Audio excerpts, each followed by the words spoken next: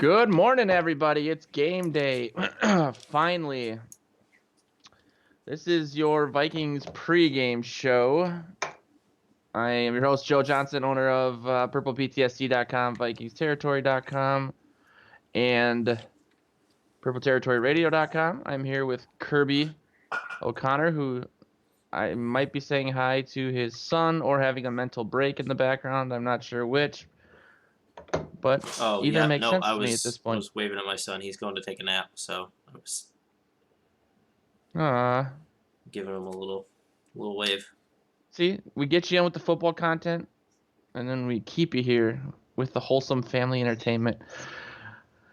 Kirby is the managing editor of PurplePTSD.com, the host of the About the Labor podcast and Vikings on the Clock, and we'll talk about a little bit later something that we are going to be starting next weekend, next Sunday for the Vikings Cowboys game. But it's always fun to see gut feelings at 40 minutes, give or take, till the game starts. We now know what we mostly knew all week, that Mahomes is not going to be suiting up for the Chiefs. A lot of us predicted that, especially with the injuries that they have on their offensive line. It didn't make a whole lot of sense, and the fact that they're in the AFC AFC and West the AFC West. or just The the AFC in AFC in general general. is weak, but like the AFC West especially is bad. It might be worse than the AFC East, which is saying something. Yeah. Although So I there's don't no really need to rush him back. It was I don't think they ever intended on it. No, I don't think so either. I think that was totally smokescreen. Like, oh, be ready for Mahomes. But really, it's and I Do you mean, really think that works? Like Zimmer's been spending an extra 8 hours a day no, prepping for Mahomes. no, it wasn't. Hey, I'll get the first name drop in. When you talked to Ooh, Greenway about game planning, Chad Greenway, on your show, Morning Joe's, um, didn't he talk I about how was you gonna bring don't? that up too. Didn't Yeah, he talk about how you don't really game plan for the player? Like you game plan your own schemes, and then like you go from there. You don't really like sometimes there's yeah. obviously like individual keys, but like for the most part, it's Maybe like for superstars too, like they look at tendencies and stuff, but I don't think they like look that hard into like what Mahomes versus Moore would do outside of the mobility factor being the difference, I guess. But I'm still a little stumped by that answer, and I want to go back and listen to it again and then dissect it and then see if he was lying to me, because I thought we were friends, Chad. Um, but I don't know. I don't want to feel optimistic about this game, because I feel like in my life, whenever I'm optimistic about anything, bad things happen. I should take this off and show you the haircut I was optimistic about earlier this week. Yeesh.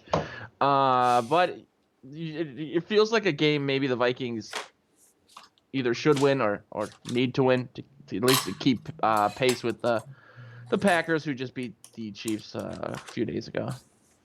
yeah. I mean, it definitely feels like a to me, it feels like it should win just because of how much we've been rolling like the last 4 weeks.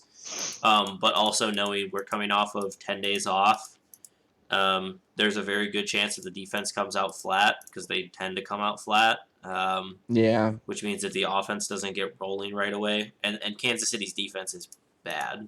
Like they're not as bad as they have been in the past, but they are bad.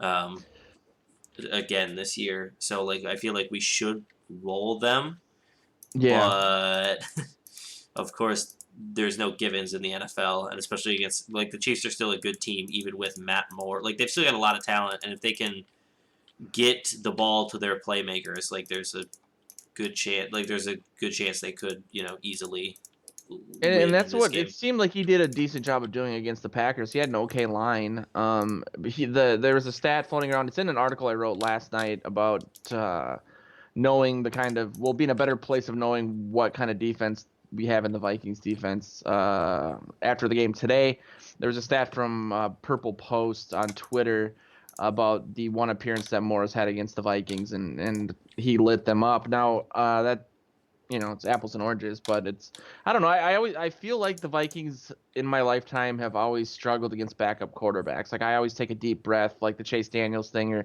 really or Chase Daniel thing, or I can't think of other really good examples, but it always feels like, oh, yep, the backup's in, easy win. Nick Foles being an example, I guess the most famous example in recent times, Is Nick and then Foles it really a doesn't. backup though? Well, at the time, that's how I felt about it. Like, oh well, Wentz is out. We got this. I don't care if we have to go to Philly. I'd rather play a backup than go and play whomever else was around the Rams or whatever. Um, but no, I mean, I'm sure there's a lot of people in Philly that it was almost like uh, a quarterback controversy on a larger level, like a Teddy thing for them. He won them their only Super Bowl. Yeah, I mean, He got close. I don't consider Uh, Foles to be a backup. I consider him to actually be a very like a pretty average to good starter. He just happened to keep falling on rosters where he was the backup.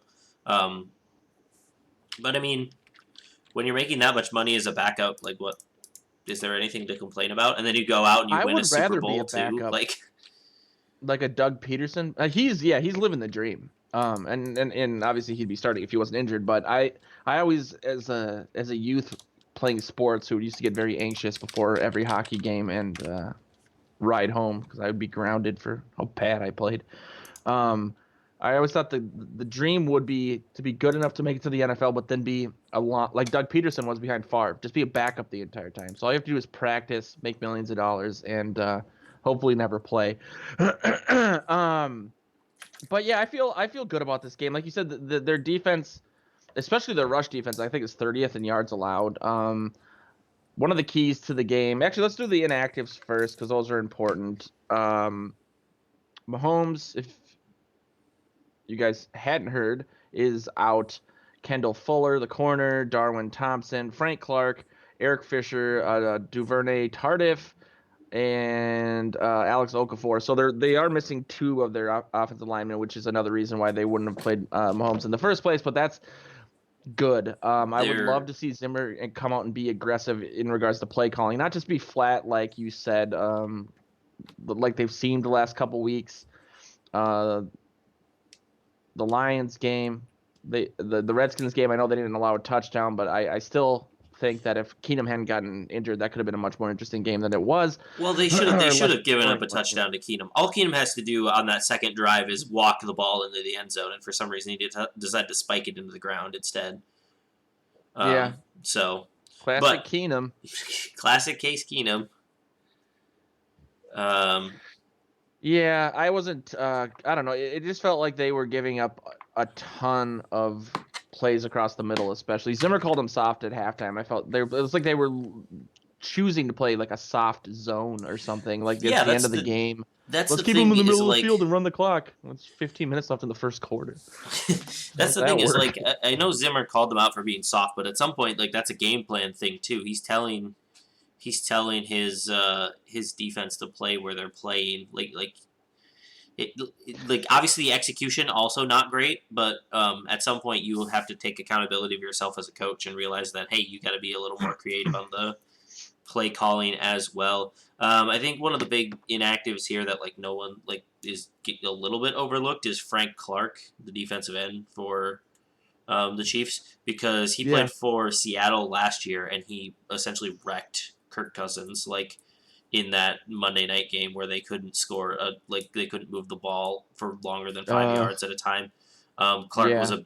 a big part of that, shutting down the offense both in the pass game and in the run game. So So the gods are shining on us for once. We should take advantage of it. Thielen is active, which is great. Um, we'll see how much he plays. yeah, it'll be interesting. I want to see how he looks. I think The last thing they need is a lingering hammy with Thielen. he'll get if they get in the red zone, he'll get I think like all of the playing time in the red zone, but I wouldn't be surprised if he splits it pretty much 50-50 or less with BC the whole rest of the field. Decoy. Like when Moss was injured back in the day, he would just pretend to run. Ah, Moss, I love you. I think one of the main keys to this game is an obvious one, but not falling behind. I think they need to obviously they play a lot better with the lead than they do from behind, perhaps because Cousins wilts under that pressure.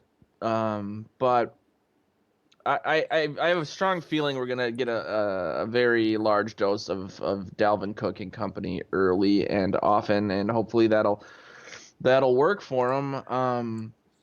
We got to get the line going. Yeah.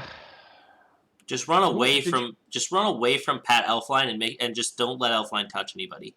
Just like maybe like hit people with your fists and then run away. Yeah, run everything to the right. Speaking of decoys, we can just have like a cardboard cutout of Elfline out there. Same difference. I'm really disappointed in Elfline. Which is you're a parent. I have cats. Ugh, what happened to my Same life? thing. Um, but I'm doing a more of a when you're younger, when your parents aren't mad but they're disappointed, it's like worse. That's how I feel with Elfline right now. I still have hope, more hope than most people that he'll turn it around. I mean, it's a hard learning curve to do what he's doing. I mean, he did excel at it at one point at a pro style offense in Ohio State against really good competition in the Big Ten. But That's that's my also Big been Ten reference for the show. it's also been 3 years But ago. So exactly. So hopefully he'll figure it out. Because as 4 years. Deshaun wrote on Purple PTSD a couple days ago, Riley Reef is playing better. That was like the most just mediocre. I don't mean in his choice, but like Riley Reef is doing better. The headline I thought was kind of funny. But yeah, the key, not letting them score early and often. I know there's a big push from people in Kansas City for them to get the ball to Hardman more because he's kind of been a standout, a la Lockett in Seattle, who had like last season they had like a perfect passer rate. Russell Wilson had a perfect passer rating and completion percentage throwing to him, like 20 throws for 20 completions. Um, I'll read a quote that I jacked off the internet. Hardman played just 9 offensive snaps despite making 2 big plays and scoring a touchdown. He's averaging 18.7 yards per reception, is getting more comfortable with the offense each week. He is also very productive in the return game, so he seems to be their de facto, well, one of many super talented receivers. I've always liked Sammy Watkins just because I wanted the Vikings to somehow get him, even though I knew they had no chance to. He's obviously been a disappointment since he was kind of heralded as this second coming or really, really amazing wide receiver that he didn't end up being. He's had some injury issues, but he's carving out a good niche in Kansas City, it seems like. And He's had some weight issues too, hasn't he? yeah, which always to me seems like obviously effort issues. Um, Hill is good at football. You heard it here first. So, it's really all they need is a guy who can do a decent job of distributing the ball. I think again that's what Moore did last week, and I shudder that he feels more comfortable than he did against the Packers because I think he played well there. But like I The, said in the, my the article Packers last night, defense is also bad. So no, they're elite, and everyone in Wisconsin will tell you that. You're so lucky that you don't live next. You're not touching Wisconsin at any given time. unfortunately, I've Makes me still got a upset. bunch of Wisconsin Facebook friends, and they love to Mhm. pretend like the Vikings don't exist. Like they do this thing where they're like, "Oh, the Vikings can't touch us." Blah blah blah blah blah. We live rent free in their heads. Blah blah blah blah blah. But then all they do is talk about the Vikings, and I'm like, Thank you.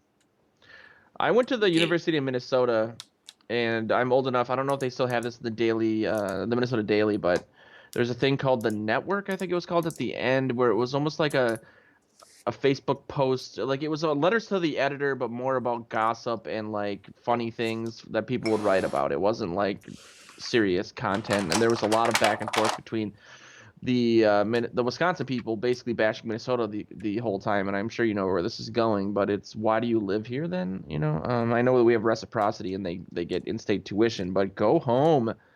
Yikes. It's because Um, it's because Minnesota is a much better state to live in. Thank you. We can afford to pick up our roadkill. I'll never let them live that down. So yeah, I'm feeling okay about the game. I don't know how I mean what I want to see, and I wrote about this in my article last night is, and you kind of touched on this earlier, Kirby, but the defense to come out aggressive in play calling and in execution to put their foot on their neck and or at least do the best interpretation of that you can in Arrowhead against the Chiefs, even if with Matt Moore, and just show some feistiness. I think I talked about how I've been looking for the right term when we talk about this on air, and I think intensity is probably the best because I've said like they need to play mean, but I don't mean mean as in there's so many like disclaimers when I say that. So just an intensity level. Yeah. Uh, Well, and yeah. Joe, real quickly, sorry. Joe No, mentioned you're good. that Troy Aikman had said after that first quarter plus in the Packers game that the Vikings defense found themselves, or that one of the players had said that to him that they had found themselves. Don't you think with as much time as these guys have played together, they don't need to find themselves? Like they should know who they are and then go out there and not be so complacent about it. I Yeah. guess that's the fear of that we're running into, I guess. It's weird. It's weird how like yeah, this defense has so much continuity and so much like statistically so much consistency. Like you look at Yeah. it on paper, it seems like they're the same defense week in and week out. But if you watch the team and if you follow the team like as close as we do, you can tell that every like once in a while, like every like I would say one out of every like 4 or 5 weeks, there's like a game where they just come out completely like blasé and flat, and like I don't know, like I have to assume part of it's a game plan thing and part of it's like they're telling them not to make mistakes and not to take too many chances because like I think that's one of Zimmer's like things. Yeah. It's part of why Cousins has been held back in a few games, and I think it's why like it or not Teddy Bridgewater was held back a little bit when he was in his rookie year and like in his What, second like year a pick your bit. shots? Yeah, like absolutely do not take any more chances than necessary. Like I think that's what he was told because they wanted him to manage the game. Now Cousins has done a better job this year. They've let him kind of take over and like take shots. Yeah. And I think a lot of credit goes to Kevin Stefanski and Gary Kubiak for that on the offensive side. But on the defensive side, they do the same thing where like Zimmer will just not blitz for 3 quarters out of a game. Like he won't send any sort of blitz, and when he does, it's like that not even double A gap pressure. It's just like bar up the middle or like Kendricks up the middle. So it's not really like rushing another guy. It's just like because there's no need for the line to like scramble and you don't get a free rusher at all. You just get Eric Kendricks slamming into the center and then everybody else Mm-hmm. running into their linemen. Um, what I would what I would love to see today is like just a ton of first of all a ton of blitzing. And make Matt Moore like super uncomfortable because I think that's like the should be the plan with almost every backup quarterback is like make them uncomfortable and make them get happy feet and try to make throws against you because then that all not only do you know create chances for your defensive linemen to get sacks and everything, and we've got two of the best in the NFL at that. But like at the same time, you get your linebackers involved rushing, and then you also create opportunities for your defensive backs because Matt Moore is more likely to put up the ball into pressure than say Mahomes or you Yeah. know insert any elite starting quarterback. So So I had Brandon Lang on Purple Update, which is a video show I did alone on Wednesday. But that you and I are going to be doing together more often than not. And he, I know he's not everyone's cup of tea. He's the guy that the Two for the Money Al Pacino Matthew McConaughey sports classic was made about in 2005. He's very, you know, East Coast money manager-y. Like he could have been in the movie Wall Street in the 80s. I just pictured him with his hair slicked back and cocaine dried around his nostrils. He basically summed up Zimmer and why he doesn't bet on the Vikings. At least one of the reasons why he doesn't bet on the Vikings is that Zimmer is the quintessential coaching not to lose, as opposed to the Belichickian coaching to win. I forget who the other example of that was that he was using, but he was really, really not a fan of Zimmer's coaching style. That is And I don't know if interesting. that, I wanted your take on it because I don't really think I like the Eagles game was an example of coaching not to lose. I think he just overthought it. Yeah, well, I think he does have an issue with coaching not to lose. We've talked about it before, like where comes out and he plays kind of less aggressive and tries to let the game come to his players.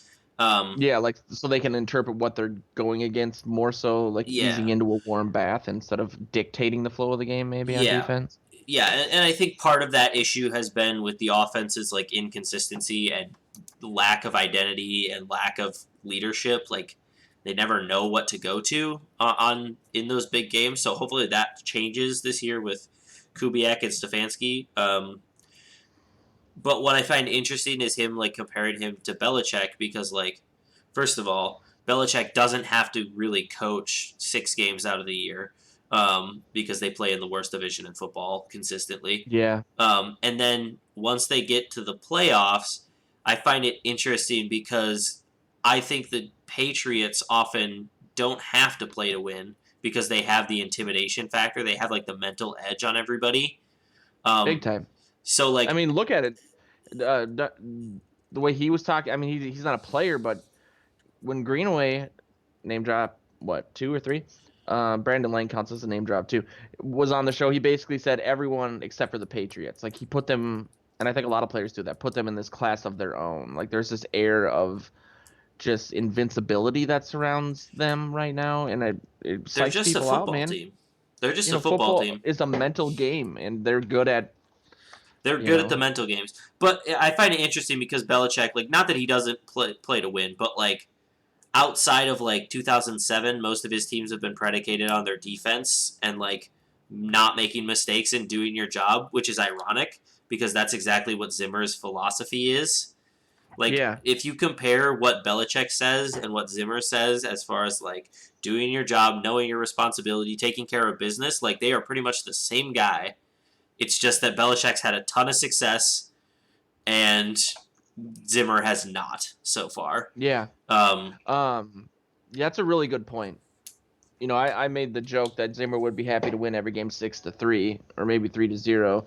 But I think it's more nuanced than that, and I think you summed it up really well. I'm actually kind of intimidated by you now. So now I'm gonna start looking at you like teams look at the Patriots.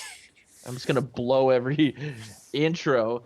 All right, let's see here. We're about I don't know, 13 minutes to kick off. Let's get into our bold predictions. The segment I just created. I meant just prediction, score prediction, or prediction for the out. You don't. Some people don't like doing scores for some reason, so they just predict their thoughts on the game. I think I'll go first because I put mine out there at least on Morning Joe's. I think I went with 34-31.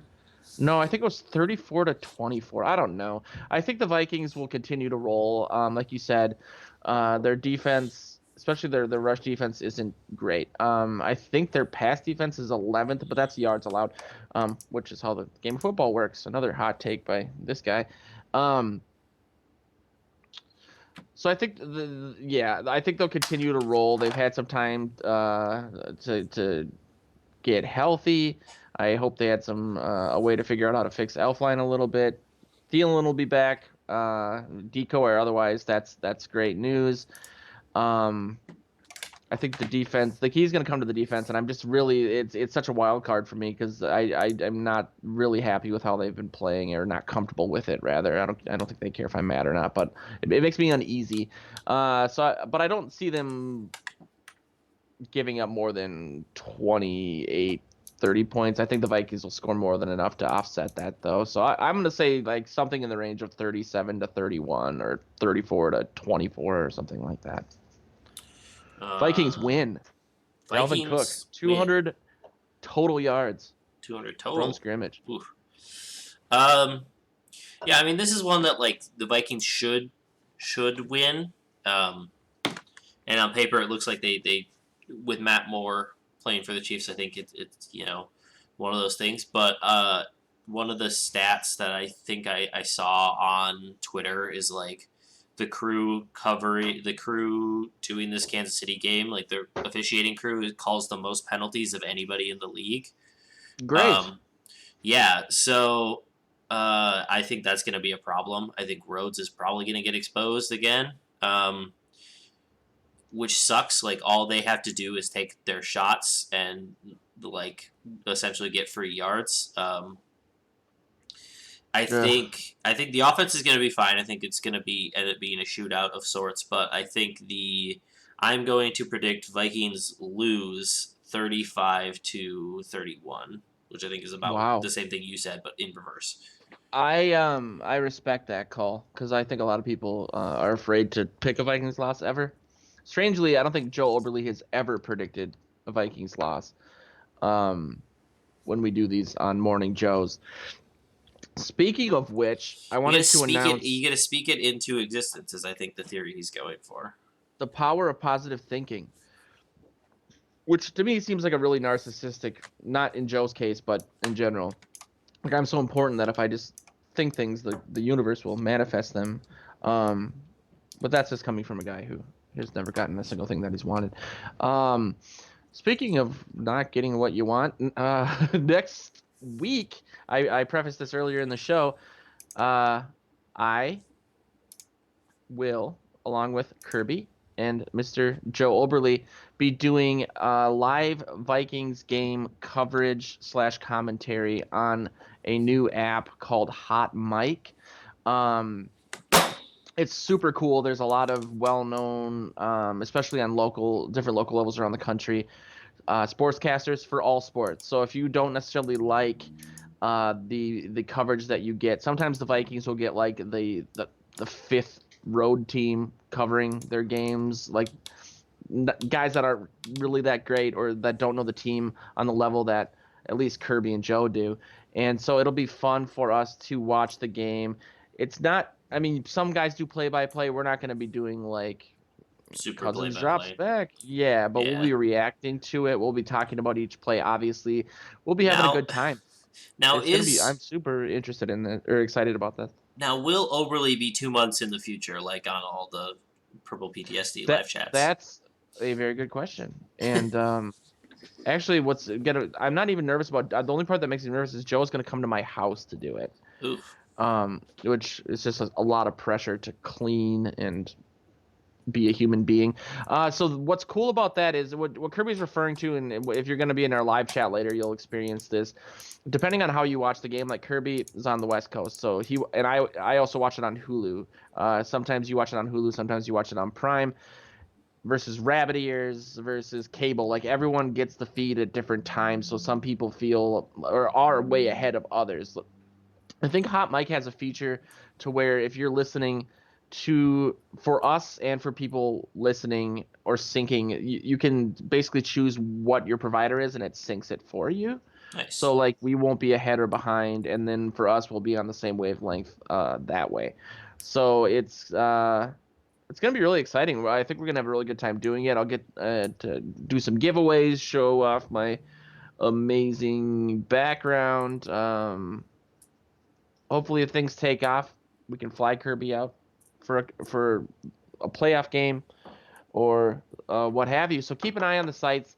We'll be announcing that, like exactly like the nuts and bolts of it, where to click, where to sign Oh, up, all of that. It's a free app though for users, so it should be pretty hey, cool. gonna interrupt you for a second.